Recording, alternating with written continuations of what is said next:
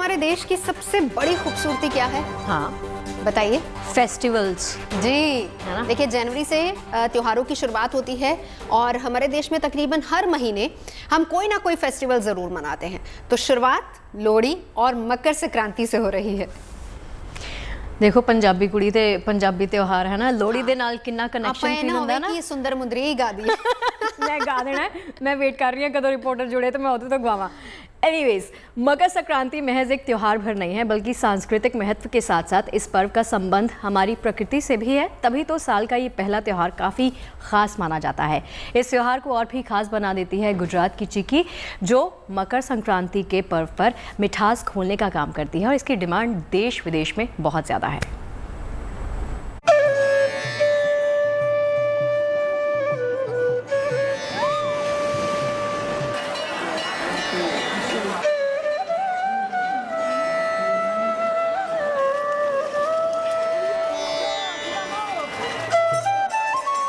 प्रकृति, परंपरा और संस्कृति के रंगों से भरा मंगल और शुभ त्योहार मकर संक्रांति आने वाला है। ये प्रकृति की आराधना का पावन पर्व है जो सूर्य के उत्तरायण होने पर मनाया जाता है।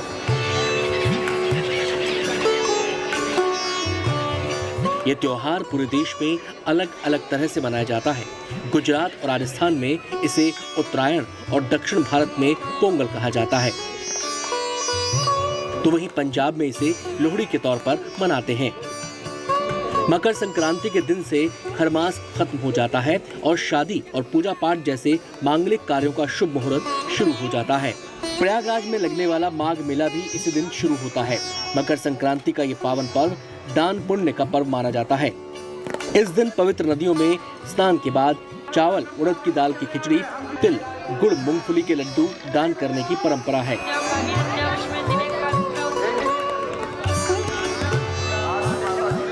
गुजरात के राजकोट शहर में मूंगफली और गुड़ से बनी पट्टी या चिक्की की दुकानें सज चुकी हैं। संक्रांति के मौके पर इसकी खास डिमांड रहती है, लिहाजा इसे बनाने वाले इस समय दिन रात काम में जुटे हैं।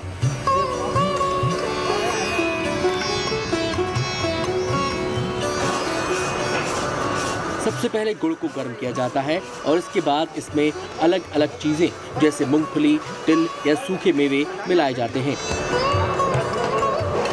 राजकोट में बनी ये गुड़ पट्टी या चिक्की केवल भारत ही नहीं बल्कि विदेशों में भी काफी फेमस है। गुड़ से बनी ये चिक्की बेहद गुणकारी है। इसे खाने से मुंह का स्वाद तो बदलता ही है, इसके साथ ही ये आपकी सेहत के लिए भी फायदेमंद होती है।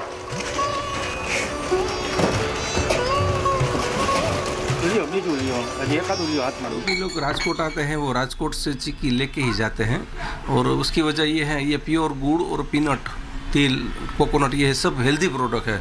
वो खाने से ये ठंडी के मौसम में एनर्जी बढ़ी रहती है, तो इस वजह से सब लोग इसका यूज़ करते हैं और यहाँ आते हैं तो लेके जाते हैं। देश विदेश से लोग भी जो आते हैं वो भी यहाँ से बिना लिए नहीं जा सकते। शरीर को फिट रखने और स्वाद में हिट होने की वजह से ये चिक्की लोगों को बेहद पसंद है। राजकोट में करीब 20 तरह की चिक्की मिलती है। मकर संक्रांति के मौके पर तिल और मूंगफली वाली चिक्की की डिमांड ज्यादा है। चिक्की की बात आती है तो यहाँ की राजकोट की चिक्की बहुत फेमस है और सब चिक्की, दाल की, गुड़ की, शुगर फ्री सब चिक्की, ड्राई फ्रूट चिक्की सब अच्छी आती है। मैं हर साल इधर खरीदने आती हूँ और बहुत हेल्थ के लिए भी बहुत अच्छी है। मकर संक्रांति केवल एक त्योहार भर नहीं है बल्कि सांस्कृतिक महत्व के साथ साथ इस पर्व का संबंध हमारी प्रकृति और सेहत से है। तभी तो साल का ये पहला त्योहार काफी खास माना जाता है और इस खास मौके पर गुड़ से बनी चिक्की और ज्यादा मिठास घोल देती है। Bureau report, good news today. अब देखिए उत्तर भारत में मकर संक्रांति ते साढ़े पंजाब ते हरियाणा दे विच लोहड़ी। नवजोत, जब लोहड़ी का मैं नाम लेती हूँ तो जहन में क्या आता है सबसे पहले? मूंगफली, गचक, बॉनफायर, रेवड़ी, गिद्दा, भंगड़ा ते होर तुसी जो मर्जी ला पाना तो नहीं थे नहीं। देखिए फेस्टिवल वाला मूड है, हम बातें कर रहे हैं फेस्टिवल की। बाजार पूरी तरह से सज चुके हैं, जैसे नवजोत ने कहा, रेवड़ी, गचक, मूंगफली, पॉपकॉर्न मैं नहीं कहूँगी क्योंकि पॉपकॉर्न नहीं है, वो है फुल्ले। फुल्ले आपां कहते हैं पंजाबी दे विच फुल्ले। देखिए लोहड़ी के शगुन से जुड़े तमाम सामान की खरीदारी जोरों पर है। लोग जो है वो काफ़ी एक्साइटेड हैं। आगे आप बताइए। और आपको पता है परंपरा क्या है पंजाब की? खास तौर पर मैं बात बताती हूँ। वैसे तो देखिए पंजाब में लोग मकर संक्रांति का त्योहार भी मनाते हैं, लेकिन लोहड़ी क्योंकि पूरी तरह से पंजाब हरियाणा से जुड़ा हुआ है। देखिए एक तो नवविवाहित की जोड़ी लोहड़ी मनाई जाती है, घर में कोई बेटा या बेटी हो तो लोहड़ी मनाई जाती है, आपने नया घर खरीदा है तो लोहड़ी मनाई जाती है। तो ये सारी परंपराएं हैं। तो किस तरीके से उत्तर भारत में लोहड़ी की तैयारियां हो रही है वो देखिए।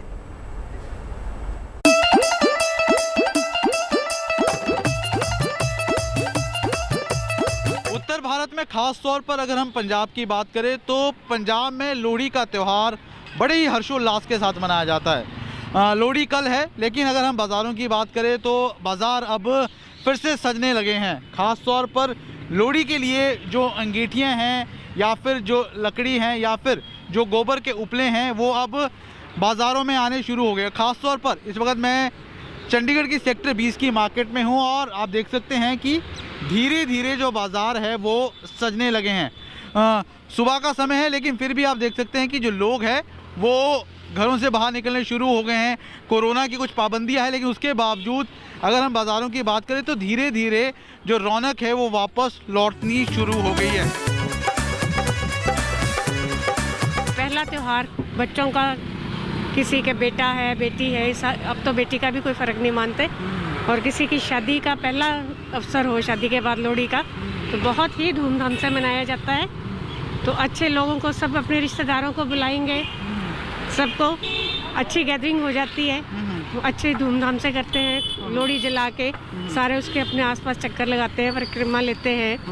तो सारे ये मूंगफली, रेवड़ी, ये सब कुछ बांटते हैं, मिलजुल के खाते हैं।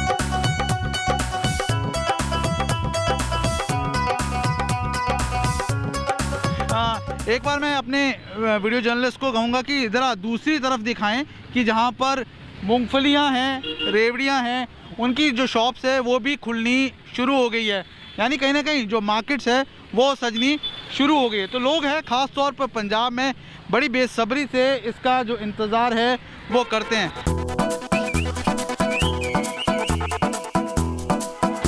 लोहड़ी का त्यौहार तो जनरली एक तरीके का होता है ना, आग वगैरह जला के उसके इर्द गिर्द सारे लोग इकट्ठे होते हैं, आपस में खुशियाँ बांटते हैं, और वो जो प्रसाद के तौर पे मूंगफली, रेवड़ी और जो इस्तेमाल की जाने वाली चीज़ें हैं वो इस्तेमाल करते हुए काफ़ी खुश होते हैं।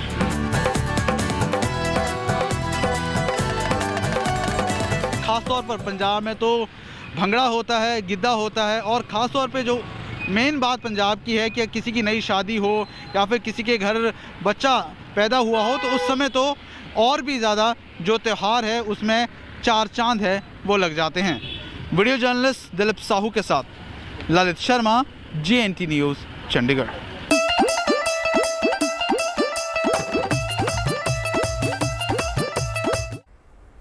वैसे मैं आपको एक और बात बताती हूँ। आपको याद होगा कि शुरुआत में मैंने और शगुफ्ता ने रादर शुरू किया था कि सुंदर मुंदरी है। सुंदर मुंदरी। अच्छा, अगर आपको नहीं पता है कि कहानी जो है दूल्हा भट्टी वाले से जुड़ी है। आपको पता है दूल्हा भट्टी वाला कौन सी? एक रॉबिन हुड था। मतलब कहानी बहुत लंबी है, हम आपको वो कहानी सुनाएंगे कल, लेकिन वो रॉबिन हुड के ऊपर एक कहानी पूरी बनी हुई है कि किस तरीके से उसने इलाके की बच्चियों के लिए अच्छे काम किए थे। तो इसीलिए दूल्हा भट्टी वाला तेरा कौन बेचारा, ये पूरा उसी के इर्द गिर्द पूरी कहानी है, उसी से इंस्पायर। लेकिन देखिए अपन लोहड़ी मनावांगे, और लोहड़ी के बाद ये कहा जाता है कि एक पंजाबी में कहावत भी है कि पाड़ा उड़ंत मतलब कि सर्दी, पाड़ा मतलब सर्दी भी खत्म होनी शुरू हो जाती है लोहड़ी से। तो परंपराएं अलग अलग हैं, अलग अलग तरीके से इस त्योहार को लोग मनाते हैं। लेकिन अगर हम गुजरात की बात करें तो वहां पर मकर संक्रांति के दिन पतंग उत्सव होता है। शगुफ्ता कभी गई हैं आप? मैं गई नहीं है, बट मैं तो ये कहने लगी सी पंजाब च भी पतंगा उड़ती हैं बहुत, कितनी तादाद में उड़ती हैं और किस किस लेवल की पतंगे देखी होगी आपने, कितने तरह के डिज़ाइन आते हैं। देखिए संक्रांति की धूम तो पंजाब में भी है, गुजरात में भी है, पतंगों की दुकानें सज गई हैं। लिए चलते हैं आपको हैदराबाद, जहां एक से बढ़कर एक पतंग ना आपको बाजार में मिल जाएंगी। पतंगों के साथ अलग अलग मांझे भी मिल जाएंगे। कोई ढील का पेचा लगाता है, कोई खींच मार के। लगाए कभी पेचे? वैसे लगा नहीं लगाए, मैं बहुत लगाए पेचे, मैंने बहुत पतंगे उड़ाई हैं। और आप सबको मकर संक्रांति से पहले ही मैं बोल देती हूँ शुभकामनाएं। एंजॉय कीजिए इस त्यौहार को, इस उत्सव को, पतंगे ज़रूर उड़ाइए। और देखिए रिपोर्ट। आपको कहीं पर भी जाओ, अपने ओल्ड सिटीज में फेमस है धूलपेट का पतंग। बाहर से लोग आके यहाँ पर लेके जाते हैं। हालांकि बाजार में ग्राहकों की वैसी रौनक नहीं है क्योंकि ओमिक्रॉन ने ऐन मौके पर दस्तक दे दी है, लेकिन लोग आ रहे हैं, पहले से ज्यादा मात्रा में पतंगों की खरीद कर रहे हैं।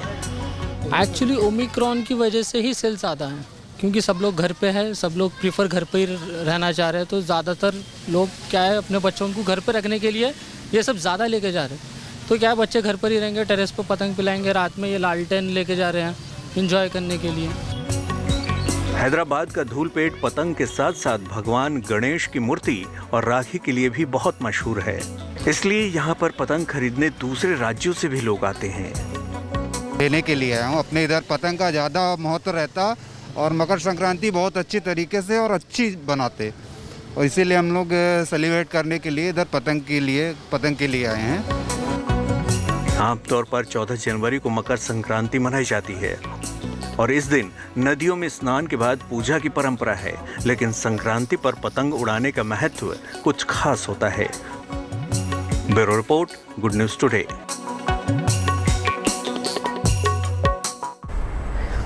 पंजाब में लोहड़ी और बाकी तमाम दूसरे राज्यों में मकर संक्रांति। मैं चलूंगी सीधा गोपी घांगर मेरी सहयोगी इस वक्त हमारे साथ है और चंडीगढ़ से भी मेरे सहयोगी जुड़ेंगे, लेकिन पहले गोपी, खरीदारी हो गई पतंगों की? बिल्कुल नवजोत, आपको बता दूं कि उत्तरायण की शुरुआत ही सुबह 7 बजे से यही शब्द के साथ होती है, काय पोछे लपेट। यही चलता है पूरा दिन। 14 तारीख बिल्कुल 14 तारीख यानी मकर संक्रांति, पतंगबाजी करने का दिन। और आपको दिखाते हैं बाजार में जो पतंग लेने के लिए लोग हैं वो भी अब पहुंचने शुरू हो गए हैं, क्योंकि वक्त महज एक दिन ही बचा हुआ है और हर किसी में जोश, वही जुस्सा जो है वो देखने मिल रहा है। आपको कुछ पतंगे भी दिखाते हैं और पतंगों में हर बार कुछ नया देखने मिलता है, क्योंकि जब पतंगबाजी होती है तो कई बार राजनीतिक पतंगे भी उड़ने लगती है। और यहाँ पे आप देख सकते हैं प्रधानमंत्री नरेंद्र मोदी की ये पतंग लोगों को बहुत पसंद आती है। अपने जो फेवरेट नेता है उनकी पतंग भी बाजार में आती है, और साथ साथ जो कलर की पतंग जो होती है, लाल, पीली, हरी, हर तरीके की पतंगे बाजार में मिलनी शुरू हो जाती है। और खास करके जो मांझा होता है, मांझे के लिए भी यहाँ पे जो लोग हैं वो काफी उत्साहित रहते हैं, क्योंकि मांझे में भी अलग अलग वैरायटी मिलती है। कई बार 2 तार की पतंग मांझा मिलता है, 4 तार, 5 तार, हर एक अलग अलग तार का जो मांझा होता है वो मिलता है। पूछते हैं कि इस बार क्या खास है, इस बार की क्या क्या खास पतंगे आई है इस बार बाजार में?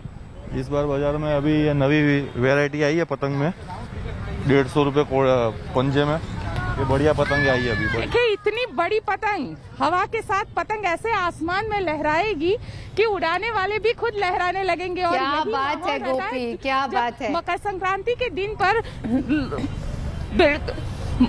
मकर संक्रांति के दिन पर जब पतंगे उड़ती है हर कोई छत पे रहता है, आपको पूरा छत। लेकिन इस बार कोरोना की वजह से सरकार ने भी कुछ नियम दे दिए हैं, कहा है कि दूसरों की छत पे नहीं जा सकते, अपनी छत पे पतंग उड़ाइए, मजा ले सकते हैं लोग। जी जी। शगुफ्ता, ललित हमारे साथ जुड़ चुके हैं। हाँ, ललित जुड़ गए हैं चंडीगढ़ से। ललित, मैंने दसो, चलिए ललित का रुख बाद में करेंगे, लेकिन वापस मैं इन्हीं के पास जाना चाहूंगी। गोपी, मुझे ये बताइए, ये तो आपने पतंगों की बात कर ली, खाने पीने का पकवान का नाम ही नहीं लिया, जिक्र ही नहीं किया। आई मीन गच्चा कितना कुछ होता है, रेवड़ी, उसके बारे में थोड़ा सा बताइए, क्या कुछ चल रहा है? चिक्की, हाँ बिल्कुल बिल्कुल नवजोत, आपको बता दूं कि उत्तरायण के मौके पर खास तौर पर गुजरात में गज्जक, चिक्की, बेर, ये सारी चीजें तो खाते ही है, लेकिन साथ साथ में जो खाना सबसे दिलचस्प होता है और गुजराती लोगों का फेवरेट रहता है, जो मेरा भी सबसे ज्यादा फेवरेट है, वो है ऊंधियू और जलेबी। ये सबसे ज्यादा लोग खाते हैं छतों पे, दोपहर के वक्त पे ऊंधिया जलेबी पार्टी होती है। और हर कोई वहाँ पे, हर किसी के घर में, किसी भी गुजराती के घर पे जब उत्तरायण मकर संक्रांति का मौका होता है तो ऊंधिया जरूर बनता है। आपने तो हमारी चाय पे चर्चा का पूरा माहौल बना दिया है, खाने के साथ साथ पतंगबाजी। ललित, मैं आपके पास आना चाहूंगी, वे कितना फिर अपना चंडीगढ़ लगता आज?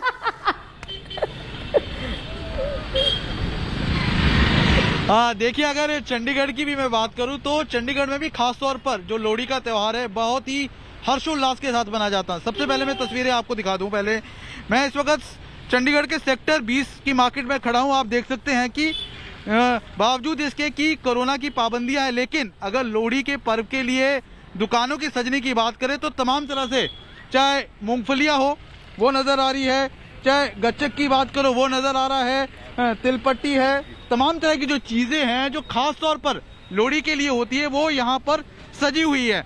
दूसरी तरफ अगर मैं वीडियो जर्नलिस्ट के ज़रिए आपको दिखाना चाहूँ तो लोहड़ी है उसमें सबसे ज़्यादा लकड़ियाँ जलाई जाती हैं, गोबर के जो उपले हैं वो जलाए जाते हैं। तो दूसरी तरफ सड़क के आप अंगीठियां देख सकते हैं, गोबर के ललित और उपले देख गोपी, सकते आप हैं दोनों का बहुत और बहुत लकड़ियां देख शुक्रिया। सकते हैं। ललित बहुत बहुत शुक्रिया। पेचे जरूर लाने ਆਪਾਂ हैं, पंजाब वाले ने पेचे जरूर लाने, पतंगा जरूर उड़ानी है। देखिए त्योहारों की बात तो हो गई, अब थोड़ा सा सैर सपाटा कर लें क्यों नवजोत। तो चलते हैं देवभूमि उत्तराखंड, जहाँ पर बर्फबारी ने ना खूबसूरती में चार चांद लगा दिए हैं। उत्तराखंड के कई इलाकों में इन दिनों खूब बर्फबारी हो रही है, कई फीट मोटी बर्फ की चादर बिछ गई है। नवजोत बिल्कुल, जल्दी से तस्वीरें हम आपको दिखा देते हैं वहाँ की।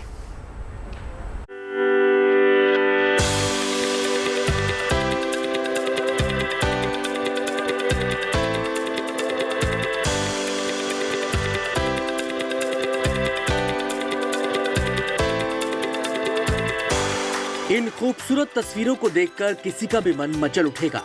जुबान और जहन में एक ही बात आएगी, काश हम भी वहां होते। ये तस्वीरें जमीन पर जन्नत का एहसास कराती हैं। ये तस्वीरें देवभूमि उत्तराखंड के चोपता की हैं।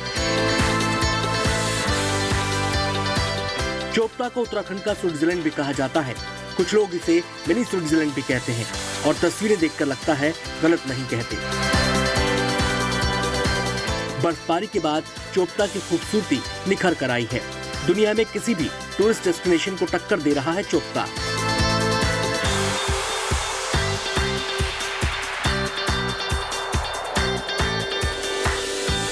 सफेद बर्फ पर सूरज की किरणें पड़ती हैं तो पूरे इलाके का कोना कोना चांदी सा चमक उठता है। बीते दिनों में चोपता में खूब बर्फबारी हुई है, 5 फीट तक बर्फ गिरी है।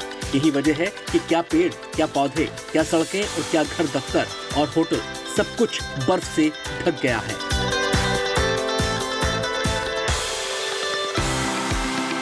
ये तस्वीरें टिहरी की हैं। यहाँ भी जहाँ तक नजर जाती है बर्फ ही बर्फ नजर आती है।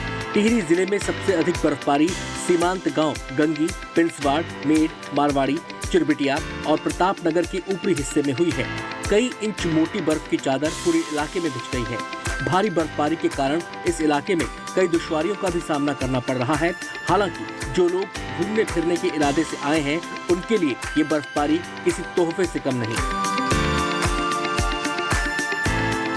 ये तस्वीरें बागेश्वर के कपकोट इलाके की हैं। बीते 2-3 दिन में यहाँ भी खूब बर्फ गिरी है और इतनी गिरी है कि रास्ते बर्फ से जाम हो गए।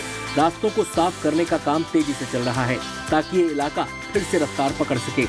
बलियाकोट, वाछम और पिंडर घाटी में भारी बर्फबारी के कारण वाहनों की रफ्तार पर ब्रेक लग गया। अभी तक जो हमें जानकारी है उसमें 1-2 फीट बर्फबारी की जानकारी है जूनी खजूनी वाले एरिया में, और जो हमारे हायर रीचेस वाले जो एरिया है गोगिना वगैरह, उनमें भी हमारे पास जानकारी है।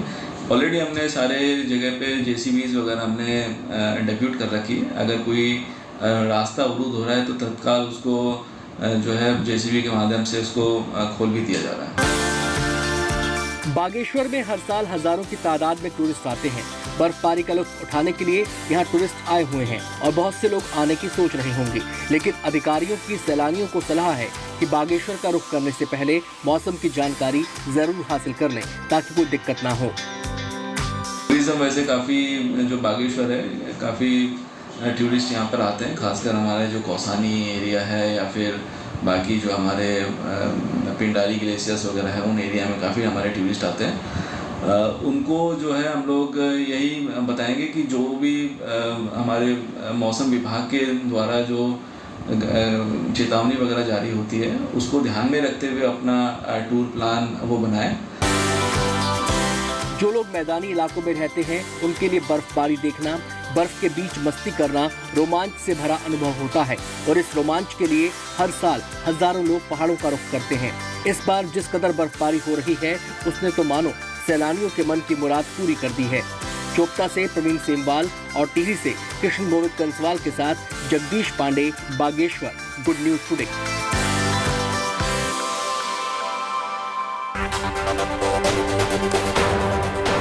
चलिए बात कोरोना के खिलाफ जंग की कर लेते हैं। कोरोना को हराने के लिए पूरा देश जी जान से लगा हुआ है। हर वो कदम उठाया जा रहा है जो इस वायरस की मार से लोगों को बचाए।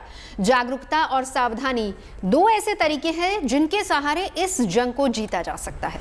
देखिए, इसी सोच के साथ ना मुंबई में रेलवे पुलिस लोगों को जागरूक करने की एक मुहिम में जुट गई है। आरपीएफ के जवान जो हैं वो हाथों में बैनर पोस्टर लेकर स्टेशन पर वॉक ओवर ब्रिज पर घूमते हैं। साथ ही माइक के जरिए लोगों को कोरोना से जुड़ी तमाम सावधानियों के बारे में जानकारी भी देते हैं। कोरोना वायरस के केसेस लगातार बढ़ते जा रहे हैं। रेलवेज और आरपीएफ की एक अनोखी पहल हमें देखने को मिल रही है। इस वक्त हम मुंबई के अंधेरी रेलवे स्टेशन पर मौजूद है और यहाँ पर आप देख सकते हैं ये वही आरपीएफ के ऑफिशियल्स हैं जो आप पहले देखते थे, जो सुरक्षा में तैनात होते थे, वो क्राउड मैनेजमेंट करते थे, लेकिन आज वो हाथों में बैनर्स और एक लाउड स्पीकर के साथ यहाँ पर एक मैसेज दे रहे हैं। मैसेज यही दे रहे हैं कि कोरोना से अगर बचना है तो मुंह पर मास्क पहनना है, भीड़ से दूर रहना है। अलग अलग मैसेज लेके आरपीएफ के ऑफिशियल्स यहाँ पर आप देख सकते हैं किस तरीके से लोगों को मैसेज दे रहे हैं। और ये पूरे रेलवे स्टेशन पर, साथ ही जो भीड़ भाड़ वाले इलाके होते हैं, जो ब्रिजेस होते हैं, वहां पर इस तरीके का वो मैसेज दे रहे हैं। मैसेज यही है कि कोरोना से हमें बचना है। देखिए, मुंबई की जो लोकल है वो मुंबई की लाइफलाइन है। सबसे ज्यादा लोग मुंबई लोकल ट्रेन का इस्तेमाल करते हैं, वहां पर सबसे ज्यादा भीड़ होती है, तो वहां पर संक्रमण फैलने का भी बहुत ज्यादा डर होता है। इसलिए ये जो मुहिम आप देख सकते हैं यहाँ पे एक अनोखी जो मुहिम है, इसमें जो आरपीएफ का ऑफिशियल पीपीई किट पहन के हुए अनाउंसमेंट कर रहा है। जिस तरीके से रेलवेज में हमने देखा होगा ट्रेन में और ब्रिजेस पर जो अनाउंसमेंट होती है, वैसा ही अनाउंसमेंट यहाँ पर दिया जा रहा है। और अंधेरी स्टेशन में बहुत से पैसेंजर हैं, जैसे 13 लाख पैसेंजर डेली यहाँ डिबोर्ड होते हैं। अभी कोविड के कारण कुछ कम है, इसलिए अगर यहाँ इस टाइप का अवेयरनेस प्रोग्राम चलाया जाए तो अधिक से अधिक लोगों के पास पहुँचेगी। और हमारे स्टाफ, जितने भी हमारे स्टाफ हैं, सबको लेकर समय समय पर हम कैंपेन चलाते हैं। ऐसा मैसेज देते हुए आरपीएफ के ऑफिशियल्स यहाँ पर तैनात है। पूरी इनकी एक टीम है जो नॉन पीक आवर्स में जाकर घूमती है और लोगों को ये मैसेज देती है कि कोरोना से हमें बचना है और कोविड के नियम है उनको फॉलो करना है, तो ही हम कोरोना से बच पाएंगे। कैमरा पर्सन विजय देसाई के साथ सौरभ वक्तानिया, जीएनटी के लिए। देखिए, कोरोना जैसे वायरस को हराना ना तभी मुमकिन है जब सभी मिलकर इसका साथ में मुकाबला करें। सरकार इस वायरस के खिलाफ तैयारियां पूरी करे और जनता को जागरूक भी किया जाए। बिल्कुल, जनता को जागरूक करने के लिए दिल्ली की सड़कों पर फिलहाल उतर चुके हैं मास्क मैन और सड़कों पर मास्क को लेकर जागरूकता फैला रहे हैं। यही मास्क मैन और कौन हैं ये लोग, आइए मिलवाते हैं आपको।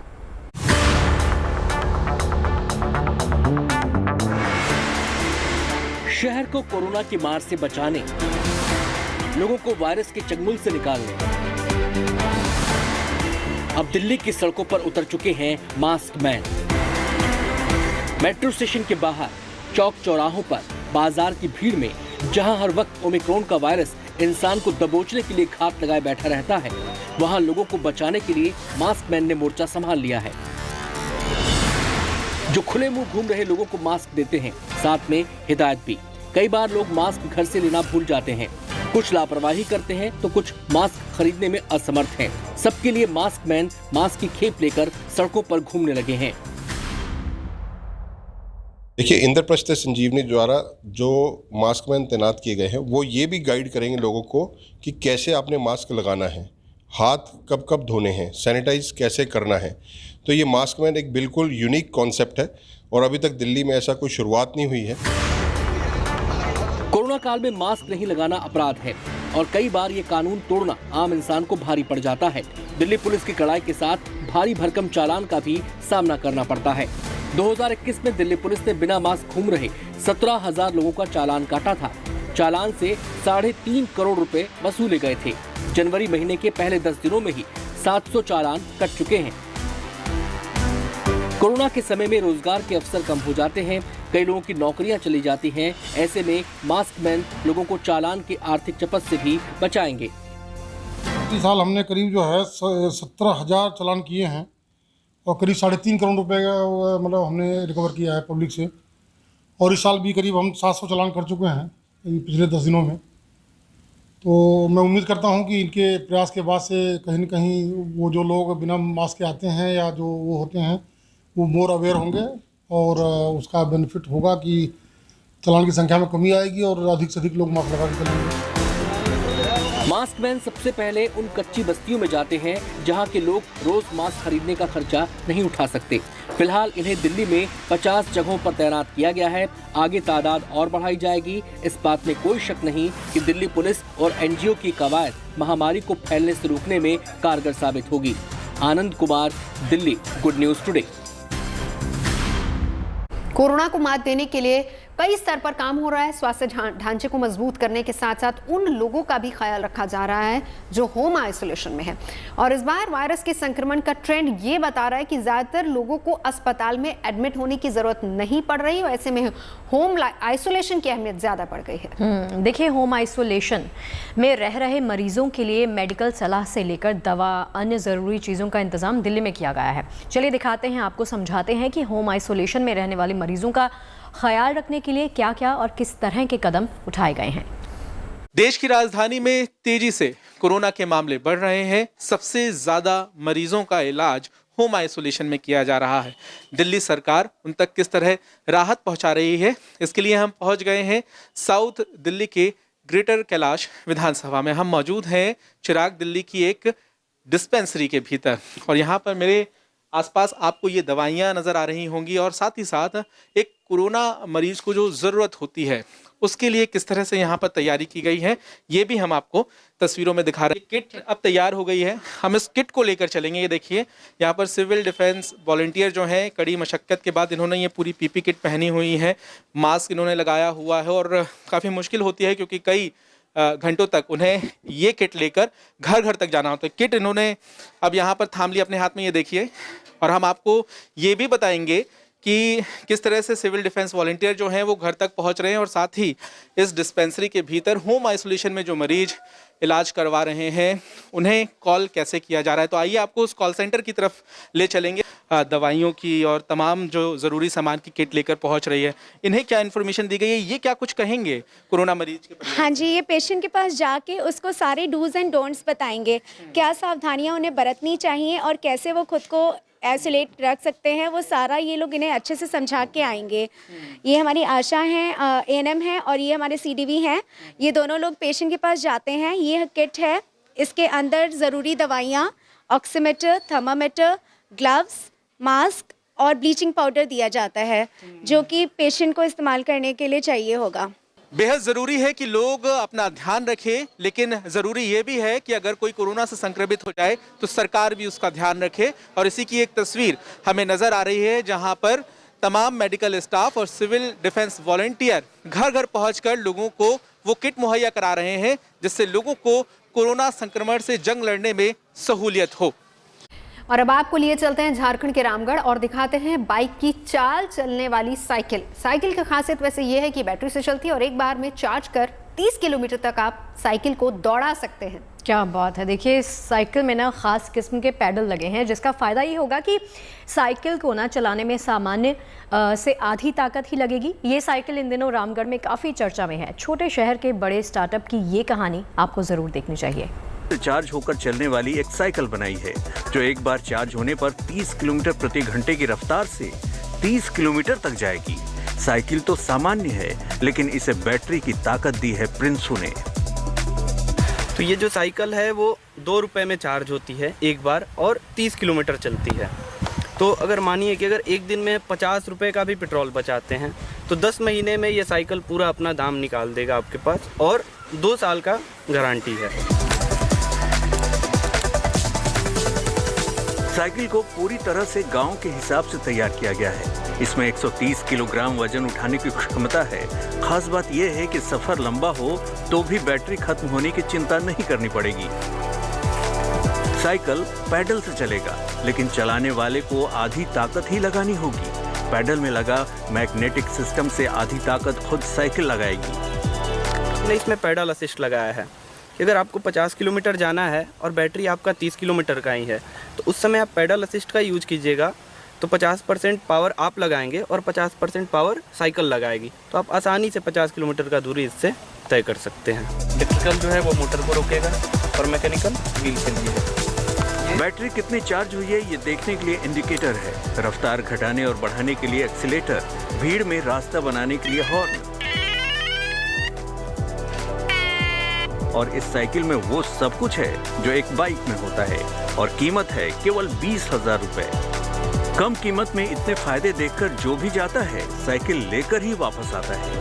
के बाद मुझे लग रहा है कि मैं इसे परचेज करने वाला हूँ, क्योंकि इसे पैडल मार के हम एक्सरसाइज के रूप में भी यूज़ कर सकते हैं और इसे बैटरी से यूज़ भी कर सकते हैं। अगर ज़्यादा लॉन्ग जाना है मुझे तो थकावट भी नहीं होगी, तो ये मध्यम वर्क के लिए बहुत अच्छी है।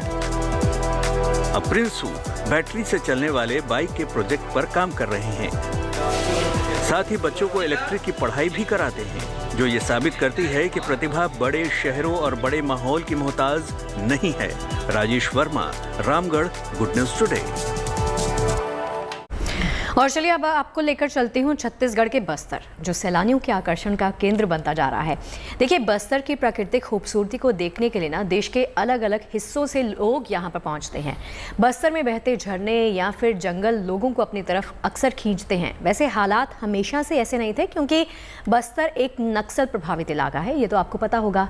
डर की वजह से यहाँ पर लोग नहीं जाते थे, लेकिन अब धीरे धीरे हालात किस तरह से बदलने लग गए हैं वो देखिए ज़रा।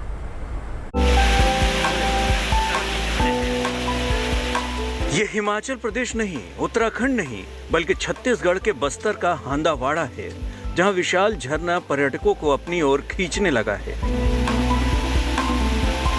पहले झरने की ये खूबसूरती नक्सलियों के खौफ के साये में दबी थी। लोग आने की हिम्मत नहीं जुटा पाते थे, लेकिन जब से इलाके में सुरक्षा बलों की मुस्तैदी बढ़ी है, झरने को देखने के लिए पंजाब, हरियाणा से भी लोग पहुंचने लगे हैं। इतनी सोहनी जगह, घट से घट 250 फुट ऊपर पहाड़ी, उधरों पानी गिरता है। मैं कहता इत्थे दे लोग इन्ने चंगे बेचारे, नाले रौला उइयों पाया हुआ नक्सली एरिया, उरे कोई नक्सली एरिया वाली गल नहीं है। असी बहुत इंजॉय, मैं कल्ला आया तो मेरे ग्रुप मिल गया तो मैं बहुत इंजॉय करया। नारायणपुर के इस इलाके में नक्सलियों की वजह से विकास का काम नहीं हो पाया, सड़कें नहीं बन पाई। हांदावाड़ा आने के लिए एक लंबी दूरी पैदल ही तय करनी पड़ती है। फिर भी 400 फीट ऊंचे इस झरने को देखने का लालच लोगों को यहाँ तक खींच लाता है। कि मैं यहाँ आऊँ एक बार जो है इस एडवेंचरस टूर में, चूँकि दंतेवाड़ा में था उस समय जो है अपने को बहुत डर लगता था नक्सल एरिया होने के कारण से, लेकिन मेरा स्थानांतरण जो है चूँकि अब बीजापुर हो गया तो मेरे मन में तमन्ना था कि ये मेरी ख्वाहिश पूरी हो जाए। तो मैंने अपने खाद्य विभाग की टीम के साथ छुट्टी के दिन में प्लान किया और यहाँ के सचिव पटवारी के वो संपर्क किया और उनसे पूछा कि क्या आया जा सकता है। उन्होंने बताया कि अभी नववर्ष में बहुत सारी टीम चल रही है और आप जो है हांदावाड़ा जलप्रपात का जो है आनंद उठा सकते हैं। चित्रकूट, तीरथगढ़, फूलपाड़, बस्तर में झरनों की कमी नहीं है, लेकिन हांदावाड़ा की बात ही दूसरी है। घने जंगलों के बीच गोयदेर नदी का पानी जब ऊपर से गिरता है तो इसे देखकर सारी थकान मिट जाती है। इलाके में सड़क और पुल बनाने का काम जारी है। जब वो तैयार हो जाएंगे तब इस झरने की खूबसूरती पूरी दुनिया में फैल जाएगी। Dharmendra Mahapatra, Bastar, good news today. और अब बात उस शहद की कर लेते हैं जिसकी मिठास हमारे और आपके घरों की जरूरत बन चुकी है। वैसे एक तरह से कहें तो शहद इंसानों को कुदरत का सबसे नायाब तोहफा है। मधुमक्खियां हमारे लिए शहद पैदा करती हैं और वो शहद प्रोसेसिंग के जरिए हम तक पहुंचता है। बिल्कुल सही कहा। वैसे मेरी मॉर्निंग ना शहद के बिना अधूरी सी लगती है। अब तक देखिए, शहद की प्रोसेसिंग एक मुश्किल और महंगा काम माना जाता था, लेकिन खेतों तक प्रोसेसिंग यूनिट को पहुंचा करना खादी ग्रामोद्योग ने शहद उत्पादन की स्वीट क्रांति ला दी है। कैसे, चलिए देखते हैं तेजस्वी की ये खास रिपोर्ट।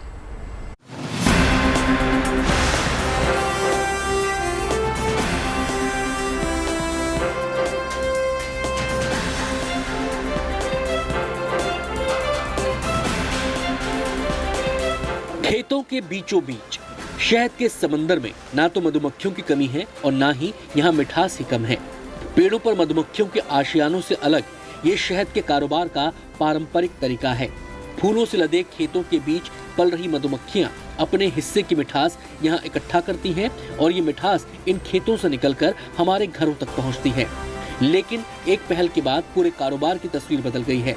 शहद की जो प्रोसेसिंग कल तक उत्पादकों की दुखती रख थी, उसका हल खादी ग्रामोद्योग ने खोज निकाला है। देखिए, किसानों को जो तकलीफ होती है, वो सबसे बड़ी दिक्कत, सबसे बड़ी समस्या वो आती है कि यहाँ से जब वो बी हाउस से शहद एक्सट्रैक्ट कर लेते हैं, शहद निकाल लेते हैं, तो उन्हें सबसे ज़्यादा तकलीफ आती है इस शहद को प्रोसेस करने में। उन्हें जाना पड़ता है अपने खेत से, लंबी मीलों की दूरी तय करनी पड़ती है और उसके बाद ये उनका शहद एक्सट्रैक्ट होकर, प्रोसेस होकर उसकी कीमत उन्हें मिलती है। लेकिन अब शहद का जो प्रोसेसिंग है, उसका जो एक्सट्रैक्ट निकालने का जो पूरा तरीका है, वो किसानों के लिए बहुत ही आसान होने वाला है, क्योंकि खादी ग्राम उद्योग की ओर से शहद प्रोसेसिंग वैन एक निकाली गई है। यानी कि मतलब ये हुआ कि यहाँ से जो शहद निकलेगा, उनके घर तक, उनके खेतों तक वो वैन आएगी और वहाँ तक आकर वो अपना शहद खेतों तक ही आकर प्रोसेस कर पाएंगे। शहद में प्रोटीन के साथ विटामिन का खजाना होता ही है। साथ ही शहद रोग प्रतिरोधकता की रामबाण औषधि भी माना जाता है। लेकिन इसके लिए जरूरी है शहद की प्रोसेसिंग जल्द हो और ताज़ा से ताज़ा शहद आपके घरों तक पहुँचे। ताज़ा और शुद्ध शहद का हमारे आपके घरों तक जल्द से जल्द पहुंचना अभी तक मुश्किल था, लेकिन खादी ग्राम उद्योग ने इस काम को आसान बना दिया है। आपको बता दें कि ये जो दूरी है खेत से बाहर कहीं सिटी एरिया में उस शहद को प्रोसेसिंग के लिए ले जाने की, वो दूरी भी बहुत ज़्यादा होती है और इसीलिए किसान को कई तरह की तकलीफ़ों का सामना करना पड़ता है। ऐसे में खादी उद्योग ग्राम द्वारा ये मोबाइल हनी प्रोसेसिंग यूनिट का यहाँ पर इस बार नया इनोवेशन किया गया है। इसका मतलब ये कि किसानों को अब ये हनी एक्सट्रैक्ट करने के लिए कहीं दूर नहीं जाना पड़ेगा। उन्हें बस इस मोबाइल हनी प्रोसेसिंग यूनिट को एक कॉल करना है। एक कॉल आते ही ये हनी यूनिट वहाँ पर पहुँच जाएगी। प्रोसेसिंग यूनिट की गाड़ी वहाँ पर उनके खेतों तक पहुँच जाएगी और खेतों पर पहुँचने के बाद उनका काम इतना आसान हो जाएगा कि उन्हें जो हनी उन्होंने अपने खेत से निकाला है, वो हनी उन्हें सीधे इस प्रोसेसिंग यूनिट में देना है। इस प्रोसेसिंग यूनिट में पूरा हनी प्रोसेस होके उन्हें हाथों हाथ वहीं पर मिल जाएगा। पहियों पर चलती खादी ग्राम उद्योग की प्रोसेसिंग यूनिट खेतों और घरों तक जाकर शहद को हाथों हाथ प्रोसेस कर रही है। तो देखिए, ये वही honey processing mobile van unit है जिसके अंदर रॉ शहद लाया जाएगा। जब रॉ शहद इस यूनिट के अंदर आएगा, किसानों द्वारा इस मोबाइल वैन को दिया जाएगा, तब सबसे पहले इसे इस प्रोसेसिंग एरिया में लाया जाएगा। प्रोसेसिंग एरिया में उस रॉ शहद को लाने के बाद उसे डाला जाएगा इस हीटिंग टैंक में। हीटिंग टैंक में आप इस वक्त देख सकते हैं कि रॉ शहद डाला गया है। करीब करीब 50 डिग्री के टेम्परेचर पर इसे लिक्विडिफाई किया जाएगा, क्योंकि आपको बता दें कि जो रॉ शहद आता है वो काफ़ी गाढ़ा होता है। ऐसे में इसे लिक्विडिफाई करना बेहद ज़रूरी होता है। इसे लिक्विडिफाई करने के बाद इसे यहाँ पर इस कंटेनर में, इस फिल्टर में डाला जाएगा।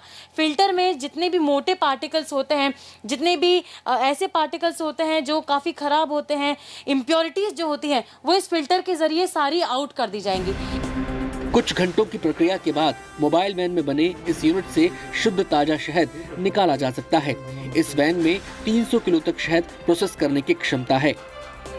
ये जब पूरी प्रक्रिया चल रही थी, हनी का प्रोडक्शन बढ़ रहा था, तो एक समस्या सामने आ रही थी किसानों के सामने और हमारे जो अनएम्प्लॉयड यूथ हैं कि जब वो हनी बन जाता है तो उसको उनको दूसरे शहरों में ले जाना पड़ता था उसकी प्रोसेसिंग करने के लिए, उसकी बॉटलिंग करने के लिए, जिसकी वजह से उनको काफ़ी तकलीफ होती थी, उसकी कॉस्ट बढ़ जाती थी।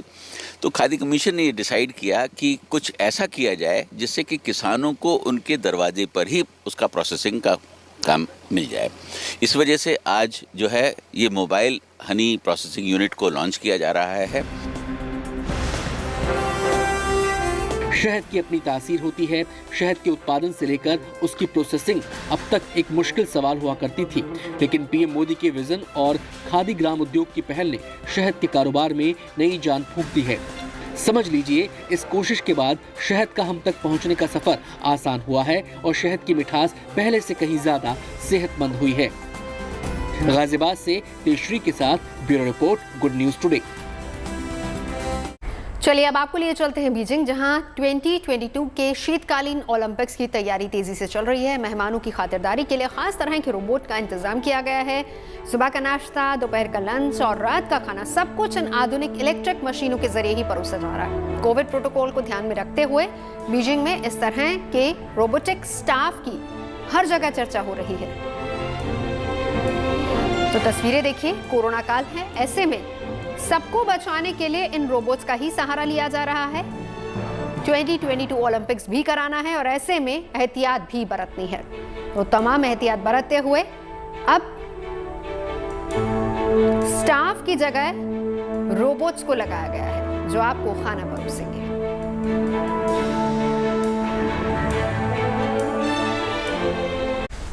वैसे ये कोई बड़ी बात नहीं है कि कल को हमारे ऑफिस में भी समोसे लेकर रोबोट ही आ रहा हो।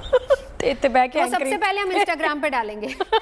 उसकी सेल्फी सबसे पहले इंस्टाग्राम पे डालेंगे। और इंस्टाग्राम पर आपकी फेवरेट स्टार ने क्या कुछ पोस्ट किया है वो तो आप देखेंगे, साथ में आपके फेवरेट बॉलीवुड स्टार्स क्या कुछ पोस्ट कर रहे हैं वो भी देखिए। पैसे के अमीर दिल के गरीब कभी न जाए ईश्वर के। बहुत अच्छा बोला, खुद लिखा है आपने।